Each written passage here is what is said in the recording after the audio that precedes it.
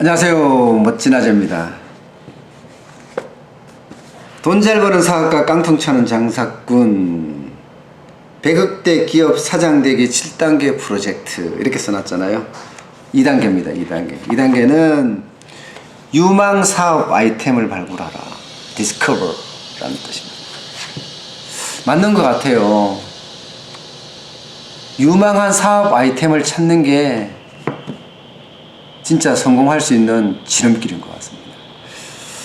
저 같은 경우는 사실 제가 한 전공이 MIS 경영정보 시스템을 전공을 했기 때문에 IT 쪽으로 갖는 게 맞는 게 아닌가 그런 생각을 솔직히 좀 해봅니다. 그렇지만 제가 선택한 것은 국밥집입니다.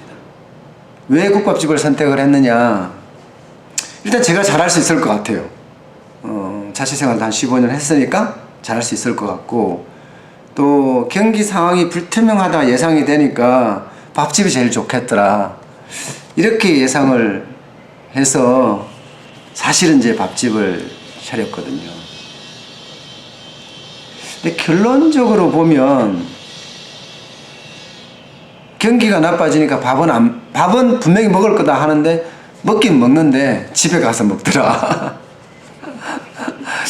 그게 아마 좀 아이템을 선정할 때 조금 더 부가가치가 높고 그러니까 가격이 좀 비싸면서 사람들이 좋아하는 가성비가 좋은 그런 쪽을 했어야 되는 것 아닌가 하는 생각은 솔직히 좀 해봅니다. 이론에서도 그런 얘기를 많이 하거든요. 일반적으로 아이템을 고를 때 이론적으로 고른다고 하면 뭐 일반적으로 세 가지 정도 이야기를 해요. 현재 시장을 먼저 분석을 해서 현재 시장에서 가장 잘 나가는 게 뭐냐 이런 걸 이제 따져서 할 수도 있고요. 또 미래 시장을 분석을 해서 앞으로 다가올 건 또 뭐냐 이렇게 분석을 할 수도 있고요.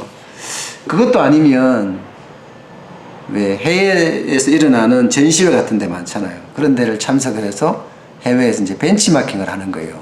이들이 앞서가는 건 뭔지. 이게 선진국이든 후진국이든 다 있거든요.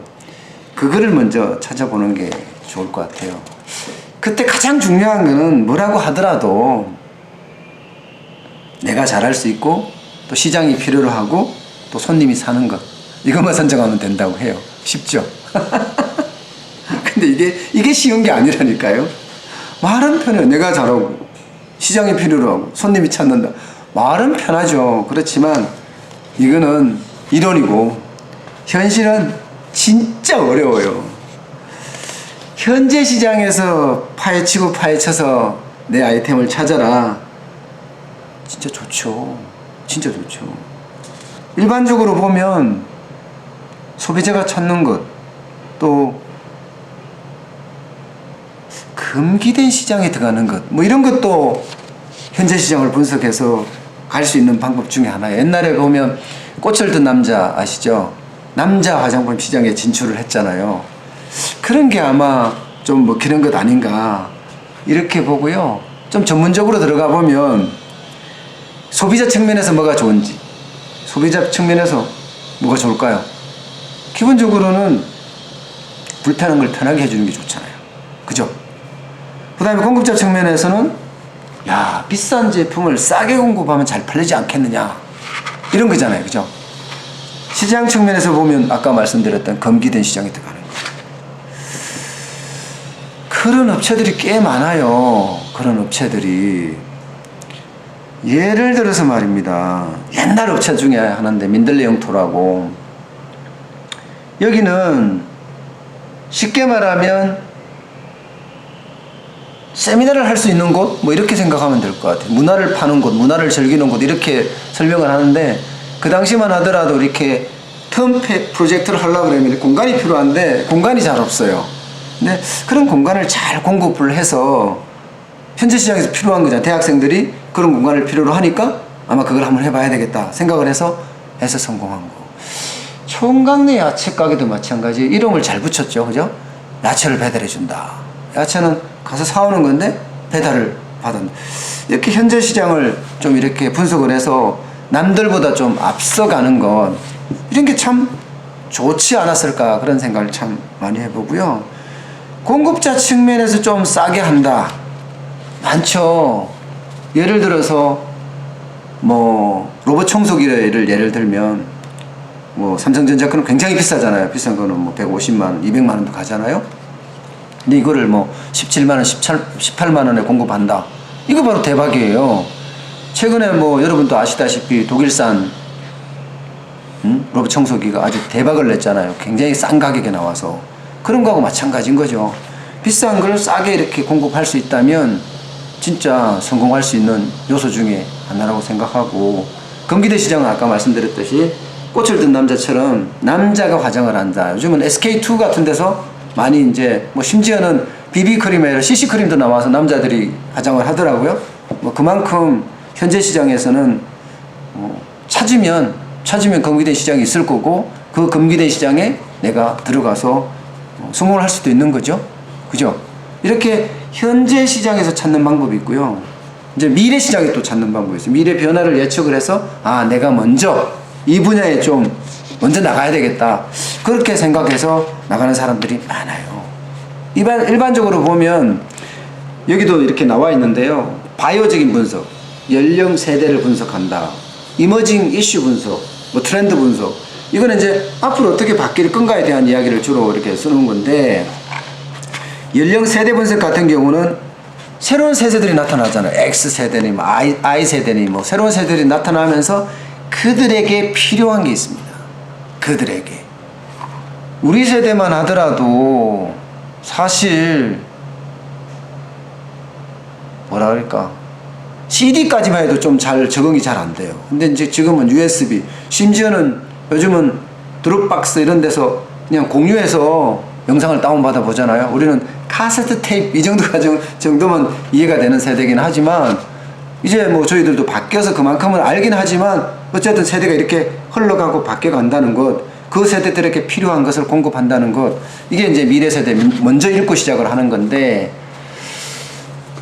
쉽지 않습니다.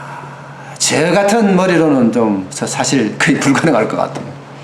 게임이 저렇게 뭐 난리가 날 줄 몰랐거든요. 저는 뭐 대학 때 게임 한다 그러면 여러분도 아시잖아요. 1942 뭐 이 정도 비행기 날아가서 부부부 쏘는 이 정도로 하는 건데, 지금 뭐 스타크래프트를 넘어서 리니지 뭐 난리잖아요. 게임 업체들도 많이 태어났고 뭐 매출도 뭐 몇 조씩 하잖아요. 몇 조씩. 그러니까 이런 거를 좀 분석해서 갈 수 있는 거는 좀 쉽지 않지 않나. 저 같은 경우는 뭐 그렇게 좀 생각을 하고요. 이머징 이슈라, 이것도 좀 재밌는 것 같아요. 뭔가 떠오르는 세상. 예를 들어서 이런 게 있었어요.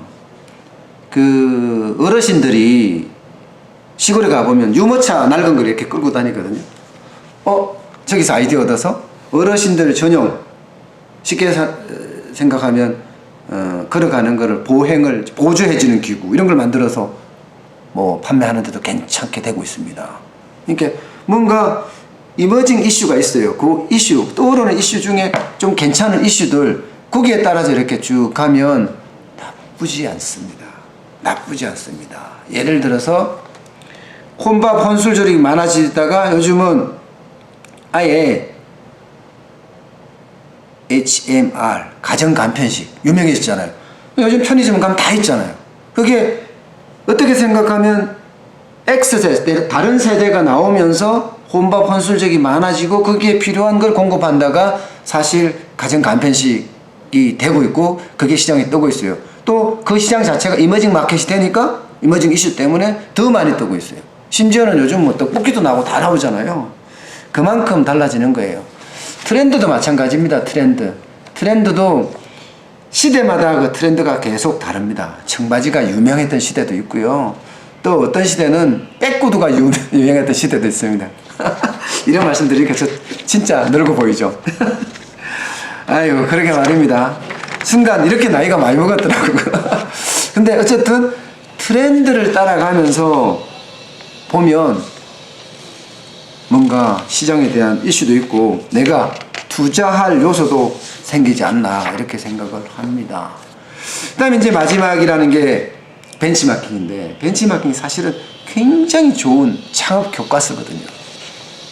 국내도 뭐 전시회나 전람회가 있으니까 전시회 같은 데 많이 참석을 해서 보는 것도 좋고요. 특히 해외에서 뭐 글로벌하게 벌어지는 전시회들 많잖아요. 독일의 이파라든가 미국의 세스라든가 이런 뭐 일본의 식품박람회라든가 이런 큰 박람회 참석을 해서 보는 거예요. 내가 관심 있는 분야에 대해서 보고 이슈가 되는 것을 찾고 그들과 제휴를 하든가 그렇지 않으면 내가 차별화되게 만드는 거예요. 거기서 아이디어를 더 내서 말입니다. 제가 길천물산의 안 대표님, 안희교 대표님도 아마 그런 일본에 가보니까 빵을 그 왜 밑에다가 저 뭐야 케이스를 만들어서 이렇게 공급을 하더라. 저거 아이디어네. 저걸 만들어 볼까? 그래서 실제 그 시장에 뛰어들어서 지금은 일회용품 용기 만드는 데서는 뭐 길천물산을 따라갈 수 없을 만큼 잘 나가고 있죠. 그러니까 그런 게 해외 시장에 나가다 보면 뭔가 보이거든요. 그게 벤치마킹이 되고 또 그게 내가 앞으로 큰 사업을 할 수 있는 거리가 되지 않을까. 그렇게 저는 생각을 합니다. 어쨌든 간에 이 관심을 가지고 뭔가 집중을 했을 때 아이디어가 나오고 그 아이디어는 그 속에서 새로운 부가가치를 만들어냅니다. 결국 길천물산의 안희교 대표 같은 경우도 은박 제품을 만들었죠. 원래 이제 식품박람회 가보면 케이크 케이스 같은 그런 게 이제 사실 관심이 있었다. 그까지 관심을 가지기는 우리는 좀 쉽지 않잖아요. 그죠? 근데 이제 사업가 기질을 가지고 있는 사람들은 그런 관심을 가지나 봐요. 그래서 그걸 가져서 지금은 뭐 불에 이렇게 일회용으로 올릴 수 있는 은박지까지 용기까지 개발을 해서 지금 잘 승승장구하고 있잖아요. 이처럼요 아이템을 찾는 거, 사업 아이템을 찾는 거는 제가 생각해서는 굉장히 중요한 것 같아요. 근데 분명한 건 있습니다. 분명한 거. 진짜 이것만은 꼭 기억해야 되는 거. 내가 잘할 수 있어야 돼요. 내가 잘할 수 있어야 돼요. 이게 제일 중요하고요. 그 다음에 하나 더 보탠다면 내가 잘할 수 있으면서 고객들이 찾는 것. 너무한가요? 그래도 내가 잘할 수 있는데 고객들이 찾는다. 이거는 진짜 잘 맞잖아요. 고객들이 찾는 걸 먼저 찾아서 내가 잘하는 것으로 만들 수도 있지 않을까요? 시간이 있으면 뭐 충분히 가능한 것 같아요. 그래서 내가 잘할 수 있는데 고객들이 찾는 것, 뭐 이렇게 찾아보면 어떨까 싶어요. 방법은 제가 말씀드렸다시피 현재 시장을 더 분석을 해보는 방법, 미래 시장을 예측해보는 방법, 아니면 해외에 나가서 해외 전시회를 참여하든가 또 뭐 행사를 참여하면서 그 속에서 내가 좋아하는 아이템을 벤치마킹하는 것. 아셨죠? 어쨌든 여러분들이 사업을 하신다고 한다면 유망 여러분에게 어울리는 그런 사업 아이템을 찾기를 바라겠습니다. 저는 열심히 또 찾아보겠습니다. 감사합니다.